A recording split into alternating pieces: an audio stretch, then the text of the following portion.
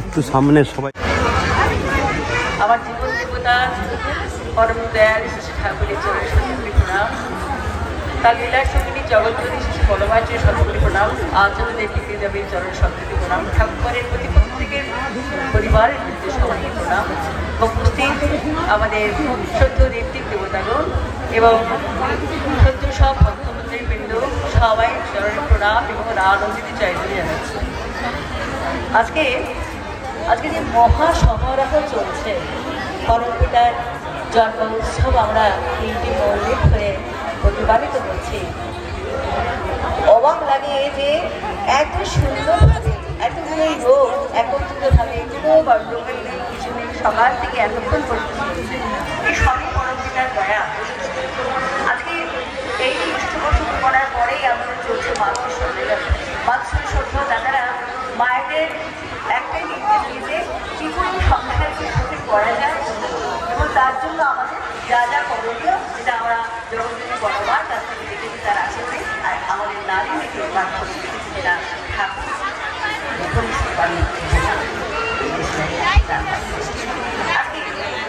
আমরা একটা জিনিস দেখলাম আমার পরবর্তী পর্দায় সংসার জীবনে মায়েদের করা দরকার সংসার জীবনে।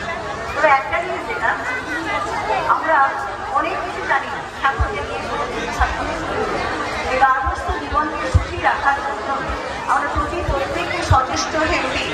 আমরা সন্তান চর্চা করি, স্বামী সেবা করি এবং সখী সংসারে সবাইকে নিয়ে চলার চেষ্টা করি, কিন্তু আমাদের চরণের ভুলেই আমাদের ব্যতিক্রম হয়েই যায়। সেখানে শ্বশুর শাশুড়িরা একটু আমাদের প্রতি বিরূপ মনোভাব নিয়ে চলে থাকে। তার একটাই কারণ আমরা ঠিক তাদের সেবা করতে পারি না, কারণ তারা কি চায় আগে তাদের দেখতে হবে। কারণ আমরা স্বামী যার কাছ থেকে উদ্বুদ্ধ হয়েছে তিনি হচ্ছে তার বাবা মা, আমার শ্বশুর শাশুড়ি।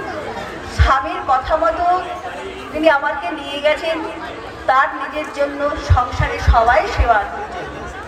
আমরা সেই কারণে সেই বংশের বধূ হয়ে গেছি।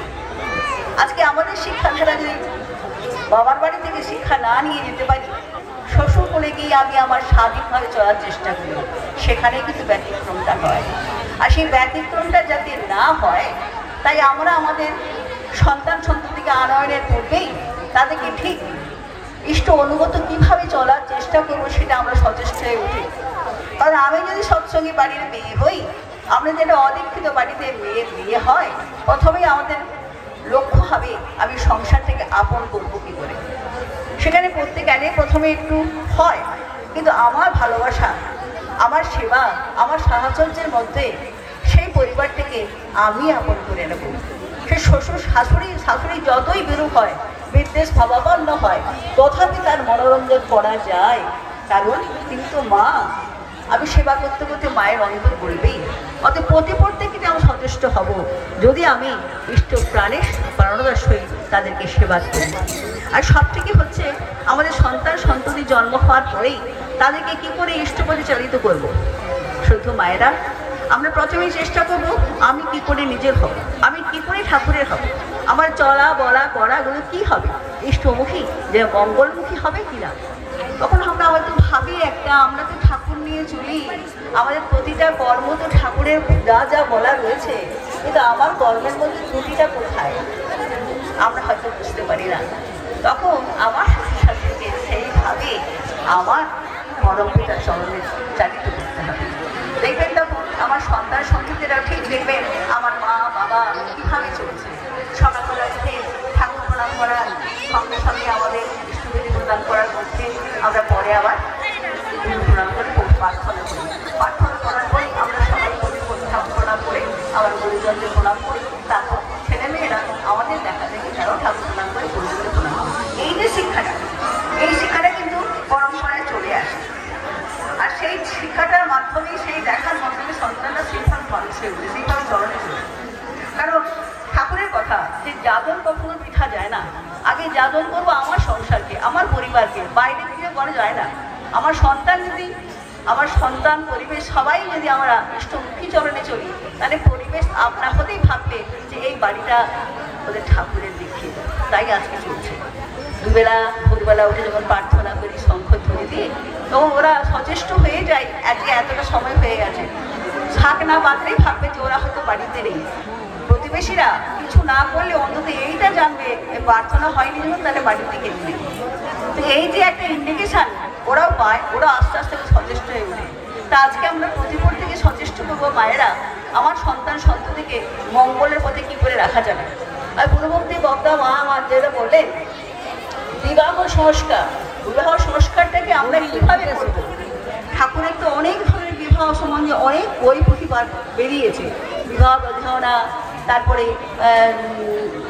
দেবী সূক্ত, এই জিনিসগুলো যে অনেকগুলো রয়েছে, আমরা সেইগুলো থেকে কিছু কিছু উপলব্ধি করতে পারি। পড়াশোনা যারা মায়েরা করি তারা পারি, আর আমরা মায়েরা যারা মায়েদের নিয়ে একত্রিত হয়ে ঠাকুরের কথা, বড়দের কথা পরিবেশন করি, এইটুকু জানি সন্তান সন্ততিরা এখন ছেলে মেয়েদের একসাথে পড়াশোনা করার সুযোগ পেয়েছে ওরা।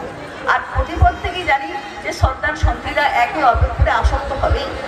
সেখানে আমরা এখন দেখতে পাচ্ছি যে এই স্কুলে পড়তে গেলেই ছেলেমেয়েরা আকৃষ্ট হয়, আস্তে আস্তে করে তার মধ্যে প্রেম সঞ্চয়, এখন কী হয় আস্তে আস্তে করে কোথায় কোথায় চলে যায়, সেখানে তাদের অজ্ঞতা রয়েছে।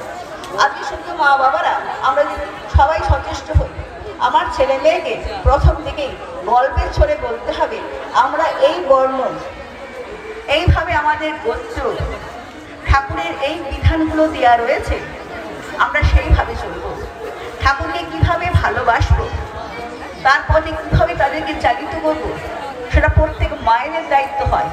কারণ মায়েরা যা পারে তার বাবা সে কথাটা পারে না। আমরা প্রতিপথে সচেষ্ট হব, ছেলে মেয়েদের সেরকম বন্ধুত্ব সহ ব্যবহার করা। তারা স্কুলে যাবে, কলেজে যাবে, তারা কার সাথে কি কথা বলছে, না ধমকে না বকে, ফ্রেন্ডশিপ বন্ধুত্ব স্বরূপ ব্যবহার করা দরকার। আজকে আমরা তাদেরকে ছেড়ে দিই, কারণ তাদের মতের বিরুদ্ধে গেলে তারা আপনা হতে আমাদেরকে না বলেই চলে যায়, আমরা এটা দেখেছি। তাই প্রত্যেক মায়েরা মেয়েদের, ছেলেদের তারা কীভাবে চলছে, কোন মেয়ে কী আচরণ করেছে ছেলের সাথে, কোন মেয়ে কোন ছেলে মেয়ের সাথে কী কথা বলেছে, আমরা এই বন্ধুত্বপূর্ণ ব্যবহারটা যদি করি তাহলে দেখবেন ছেলে মেয়েরা সব কথা কিন্তু মায়ের কাছে বলে দেবে। বাবার কাছে বলতে হয়তো সাহস পারে না, কারণ বাবা তো বেশি সময় থাকে না, তো মাকে হতে হবে সেখানে অ্যাক্টিভ। তো এই কর্মের মাধ্যমে দেখবেন আস্তে আস্তে করে ঠাকুরের এই নীতিগুলো ঢুকিয়ে দিতে হয়। আমাদের গোত্র কী আছে, আমরা কি বর্ণের, আমাকে সেগুলো জানতে হবে, তা নাহলে এই প্রতিনিয়ম বিবাহটা আসবেই আসবে, কোনো লোকের প্রশ্ন তখন থাকেও না। তা এইগুলো করার পরে কিন্তু আমরা তাদেরকে ফিরিয়ে নিয়ে আসতে পারি না, তখন আমরা দ্বারস্থ হই কোথায়, পরম পিতার কাছে। সেখানে গিয়ে আমাদের রয়েছেন যে ওখানে আচার্যদের অবিন্দাদা, পূজনীয় অবিন্দাদা রয়েছেন, আমরা তার কাছে যাই, তাদের কথা শুনি। আমরা অনেক শুনেছি, অনেক ছেলে মেয়ে বিবাহ করেও ফেলেছে, অনেক দিন তারা ওরা স্বামী সঙ্গ বন্ধ করে তাদের ডিভোর্স হয়ে গেছে। তাহলে আগামী দিনগুলো তারা কী করবে? আমাদের চলার ভুলের জন্য, আমাদের সন্তান সন্ততিকে সেই শিক্ষা দেওয়া না দেওয়ার জন্য তারা কিন্তু এই পথে অতিক্রম এগিয়ে গেছে। তা আমরা প্রত্যেকে মায়েরা আমরা গৃহস্থ জীবনে সংসার তো প্রতিপাদন করছি, এই সন্তান চলার মধ্য দিয়ে আমাদের চলাটা কেমন হবে, সন্তান সবথেকে তাদেরকে চর্চা করবো কী করে, তাদের কীরকম শিক্ষা দেবো, প্রত্যেকটার দায়িত্ব কিন্তু মায়েদের এসে পড়ে। আমরা সন্তান সন্ততিদেরকে নিয়ে স্কুলে পড়াতে যাই, আমরা যাই গিয়ে বসে থাকি, ছেলেকে স্কুলে নিয়ে আসলাম, তাদের সঙ্গে সঙ্গে গিয়ে এক একটা জিনিস এখন দেখা যায় রাস্তাঘাটে কোনো জিনিস পড়ে রইল, ছেলেরা টুক করে তুলে নিল, কারো কাছে কি পড়ে রয়েছে সেগুলো তারা নিয়ে নিজের ব্যাগে ঢুকিয়ে দিল। এই যে জিনিসগুলো আমরা সার্চ করবো ছেলেদের ব্যাগের মধ্যে কি আছে যেটা আমার নয়, তাকে সেইভাবে শেখাতে হয় যে এটা অন্যের জিনিস নেওয়া ঠিক না, কেন আমার ঠাকুরের এগুলো ঠিক না, আমরা ঠাকুর আমার শেখাই নিয়ে দেবো। যে কাজটা করলে ঠাকুর দুঃখী হবে, ঠাকুর কষ্ট পায়, আমি সেই কাজটা করবো না। আজকে ছোটো ছোটো ছেলে মেয়েদেরকে যদি প্রথম থেকে শিক্ষা দিই না, তাহলে কিন্তু তারা আগামী দিন ঠিক মঙ্গলের পথে অতিবাহিত হবে, তাদের জীবনে সেইভাবে তৈরি করতে পারবে। তবেই কিন্তু আমাদের জীবনের সার্থকতা ঠাকুর ধরা। ঠাকুর জগতে এসে আমরা আমি নিজে শিখবো আর শেখাবো, জীবনের শেষ দিন পর্যন্ত শেখাও রয়েছে। ছোটো ছোটো ছেলে মেয়েদের কাছ থেকেও আমরা অনেক কিছু জানতে পারি যেগুলো আমরা জানি না, আমি তো শিখি এখনো পর্যন্ত। আজকে জীবন আমাদের হয়ে যায়, আজকে অনলাইন অফলাইন সব সৎসঙ্গগুলো যাচ্ছে, আমি ওই মঞ্চে অনুষ্ঠান মঞ্চে আছি, তার মধ্যে থেকে অনেক জিনিস আমরা চলে আসুন অনুষ্ঠান মঞ্চে, যে যতই কিছু করো না কেন প্রবৃত্তিমুখী হয়ে আমরা মানুষ চলি, কেন আমার রক্ত মাংসের শরীর, সেই প্রবৃত্তিগুলোকে খর্ব করবো কি করে? মুখে মুখে আমি ঠাকুরকে ভালোবাসি বললে হয় না, সেই জব্দ করতে গেলে আমাদের যথেষ্টভাবে নাম ধ্যান করতে হবে। যদি নাম ধ্যান না করি আমার কোনো কিছুই হবে না।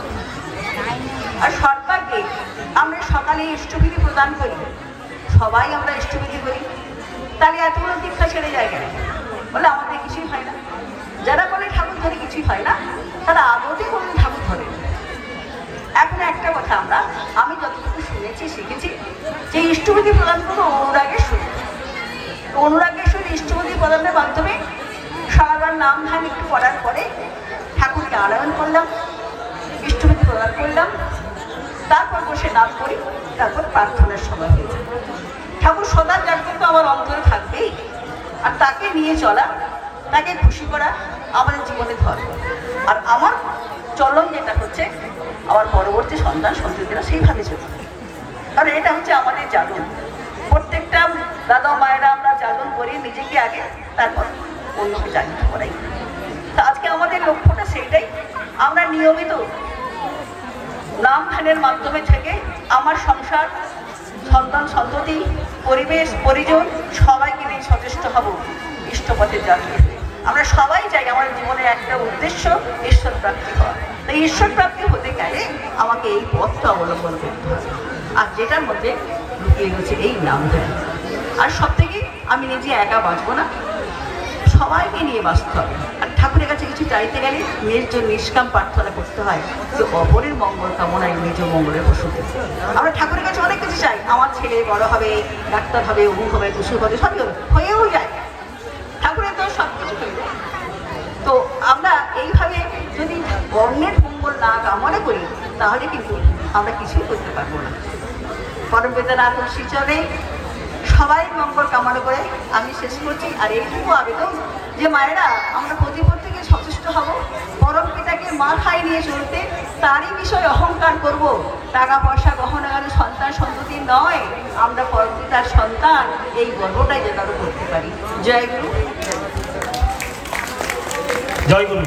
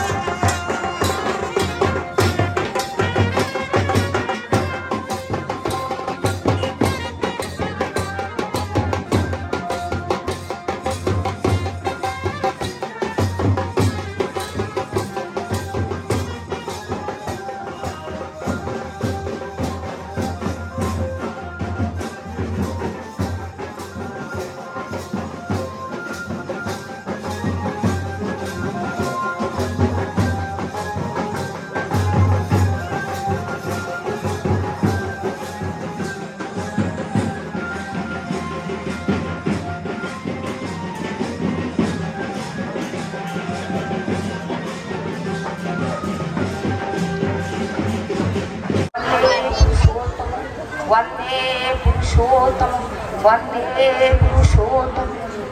আমার জীবন সর্বস্ব পরম প্রেমময় শ্রী শ্রী ঠাকুর অনুকূল চন্দ্রের চরণে প্রণাম, বড়মার চরণে প্রণাম, বড়দার চরণে প্রণাম, দাদার চরণে প্রণাম, অভিনবাবুর চরণে প্রণাম, সমস্ত ঋত্বিক দেবতার চরণে প্রণাম, উপস্থিত এবং স্থানীয় যারা নিচে আছেন তাদের চরণে যথাযোগ্য স্থানে প্রণাম ও জয় গুরু।